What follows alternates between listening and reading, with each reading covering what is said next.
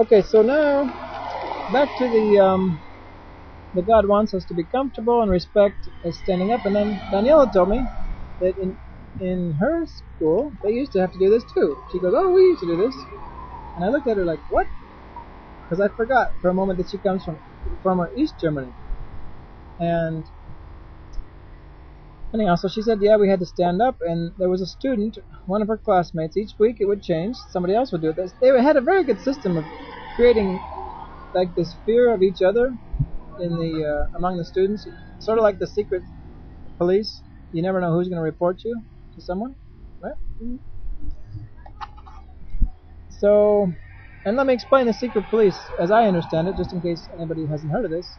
So you could be at dinner with some friends, for example, and you could say something about the communist government, and then the next day you disappear, or your father disappears or something, and he said something, you don't know who turned him in, right?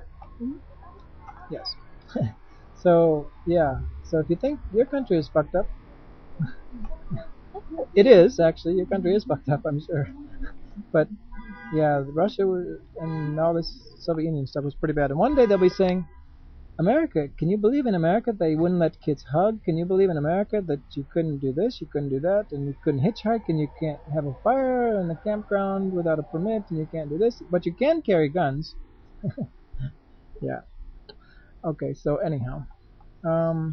What else was really shocking to me? She said that they would have to, and I saw this in East Germany actually. The students would have to show that they had their pen, their pencil, and their eraser or something, that they had all their supplies. And then she said when this little Nazi type classmate would check on everybody, he would stand up and tell the teacher, teacher, class number 42 is now in order, ready to begin class. Right? And then the teacher would say, thank you, former military secret police officers in training. But we took turns. Everyone was allowed to be in the secret. Yeah, so everybody was allowed. So what I told Daniela is, for 1 week and then it changes. So you get 1 week. You get 1 week to taste the power. 1 week of power. 1 week of power. And they would say, Daniela, you're not standing up properly. Stand up right, Daniela. This is a classmate. And I said something like this to somebody once. And this, in other countries, they have something called a prefect. A prefect is like a student police also. They have this power to report on other students, like your shirt's not tucked in. And I told somebody this, and I said, what would you do if one of your classmates said, hey, tuck your shirt in? And this guy said, I'd tell him to go fuck off.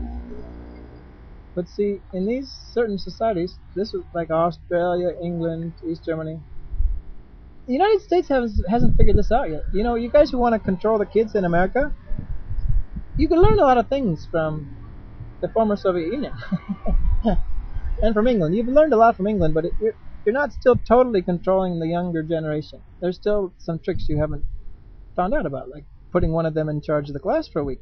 Try that one, you guys. I'm sure they will in the future, because now it's going to be publicly known that this is another way to control the kids. So anyhow, so she also told me that, who was it? An inspector would just walk in the room sometimes. No, it was just a class teacher. Oh, the class teacher? Well, in South America, they actually have somebody called inspector. Okay. In the school. That's the title, inspector. And they would just, basically, they were like the Gestapo. They walk around and make sure everybody's doing what they're supposed to do. They're there and blah, blah, blah. Well, they said, Daniela said they would look inside her school bag, right? I mean, this is when you're in primary school, for example. And so basically, I don't think they're going to do it when you're 16. So basically, what they do is they train you to be afraid of authority when you're young, and then you're afraid of authority for a long, long, long time, maybe forever.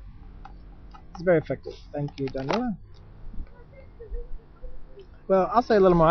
I find this almost unbelievable that they would just walk in, open up a student's bag, and to them, this is normal.